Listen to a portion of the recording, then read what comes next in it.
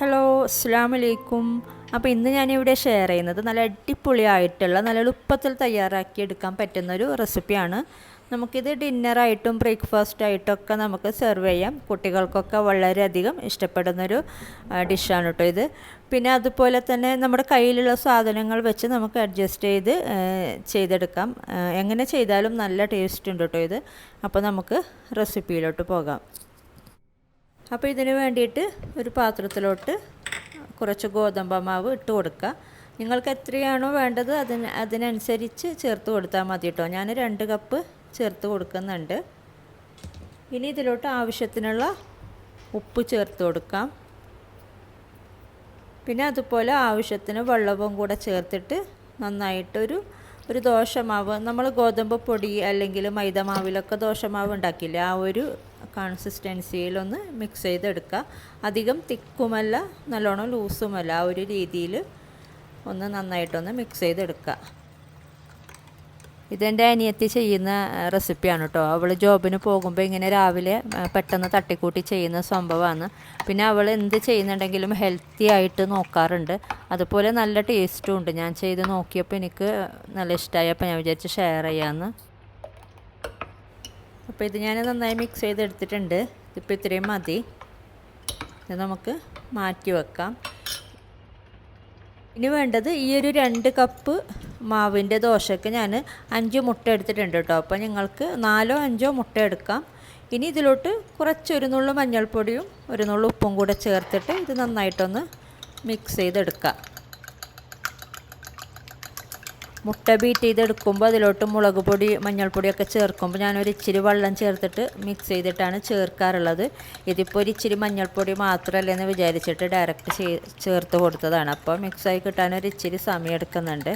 ഇങ്ങനെ കട്ട പിടിച്ചിട്ടുണ്ടാവും അവിടെ ഇവിടെയായിട്ട്. അപ്പോൾ അതിനുള്ളൊരു ടിപ്പാണ് ഒരു ഇച്ചിരി വെള്ളം ചേർത്തിട്ട് മിക്സ് ചെയ്ത് കൊടുക്കുമ്പോൾ നമുക്ക് പെട്ടെന്ന് മിക്സായി കിട്ടുന്നുണ്ട്. അപ്പോൾ ഇത് ഇത്രയും മതി. ഇനി ഇതിലോട്ട് വേണ്ടത്, ഞാൻ കുറച്ച് വെജിറ്റബിൾസ് എടുത്തിട്ടുണ്ട്. സവാള അരിഞ്ഞത്, അതുപോലെ ഗ്രേറ്റ് ചെയ്തെടുത്ത ക്യാരറ്റ്, പിന്നെ മല്ലിയില അരിഞ്ഞത്, കുറച്ച് പച്ചമുളക് അരിഞ്ഞത്. ക്യാരറ്റിന് പകരം നിങ്ങൾക്ക് ബീൻസ് വേണമെങ്കിൽ ചേർത്ത് കൊടുക്കാം, അല്ലെങ്കിൽ ചേർത്ത് കൊടുത്തില്ലെങ്കിലും കുഴപ്പമില്ല കേട്ടോ. സവാളയും മല്ലിയിലയും മാത്രം മതി. അതൊക്കെ നിങ്ങളുടെ ഇഷ്ടത്തിനനുസരിച്ച് നിങ്ങൾക്ക് മാറ്റം വരുത്താം. ഇനി നമ്മൾ നേരത്തെ തയ്യാറാക്കി വെച്ച ദോശമാവിൽ നിന്നും നമ്മൾ സാധാരണ ചെയ്യാറുള്ള പോലെ ദോശ ഉണ്ടാക്കുക. ഒരു പാൻ നന്നായി ചൂടാകുമ്പോൾ അതിലോട്ട് ഒരു തവി മാവ് ഒഴിച്ചിട്ട് ഒന്ന് നിരത്തി കൊടുക്കുക. പിന്നെ അതുപോലെ നല്ലോണം തിന്നായിട്ട് ഉണ്ടാക്കിയെടുക്കണമെന്നില്ല, അതുപോലെ വലിയ സൈസിൽ വേണമെങ്കിലും നിങ്ങൾക്ക് ചെയ്തെടുക്കാം കേട്ടോ. അപ്പോൾ പെട്ടെന്ന് നമുക്ക് ഉണ്ടാക്കിയെടുക്കാൻ പറ്റും.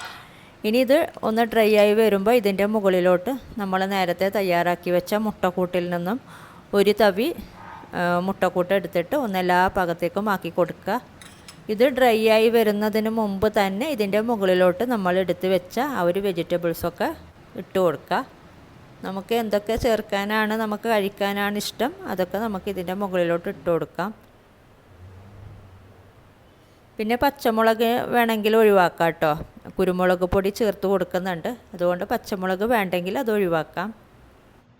അപ്പം ഞാൻ നേരത്തെ പറഞ്ഞ പോലെ ക്യാരറ്റ് ചേർക്കാതെയും നമുക്ക് സവാളയും മല്ലിയിലയും മാത്രം ചേർത്ത് കൊടുത്തിട്ടും ചെയ്തെടുക്കാം കേട്ടോ. അങ്ങനെ ചെയ്യുമ്പോഴും നല്ല ടേസ്റ്റ് ഉണ്ട്.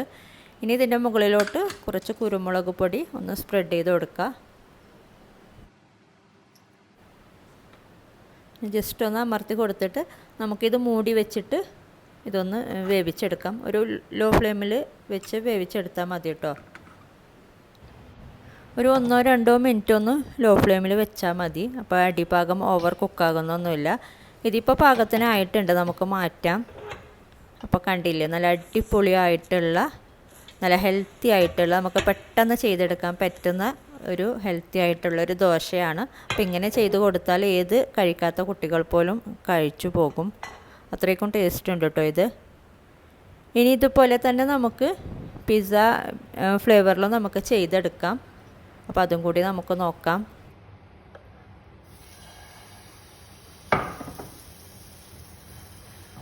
ഇത് നമ്മൾ നേരത്തെ ചെയ്ത പോലെ തന്നെ ദോശ ഉണ്ടാക്കിയിട്ട് അതിൻ്റെ മുകളിലോട്ട് മുട്ടക്കൂട്ട് ചേർത്ത് കൊടുക്കുക. പിന്നെ വെജിറ്റബിൾസൊക്കെ ചേർത്ത് കൊടുക്കുക. പിന്നെ ഞാൻ നേരത്തെ പറഞ്ഞ പോലെ നമുക്ക് ഇതിനേക്കാളും വലിയ സൈസിലുള്ള ദോശ ഉണ്ടാക്കാം, അതുപോലെ ഇതിനേക്കാളും കുറച്ച് കട്ടിക്കൊക്കെ ഉണ്ടാക്കാം. അപ്പോൾ ഒരു ദോശയൊക്കെ നമുക്ക് കഴിച്ചാൽ തന്നെ മതിയാകും. അതുപോലെ തന്നെ നമുക്ക് കട്ട് ചെയ്തെടുത്തിട്ട് സെർവ് ചെയ്യാൻ വേണ്ടിയിട്ടും പറ്റും. അപ്പോൾ നമുക്ക് പെട്ടെന്ന് പണി തീരും അങ്ങനെ ചെയ്യുമ്പോൾ.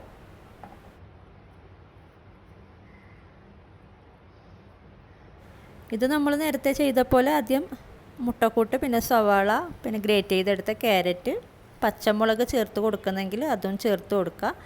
പിന്നെ മല്ലിയില ഇതൊക്കെ ചേർത്ത് കൊടുക്കുക നമ്മുടെ ഇഷ്ടത്തിനനുസരിച്ചിട്ട്. ഇനി ഇതിൻ്റെ മുകളിലോട്ട് പിസ്സ സോസ് ഉണ്ടെങ്കിൽ പിസ്സ സോസ്, അല്ലെങ്കിൽ ടൊമാറ്റോ സോസ് ചേർത്ത് കൊടുത്താലും മതി.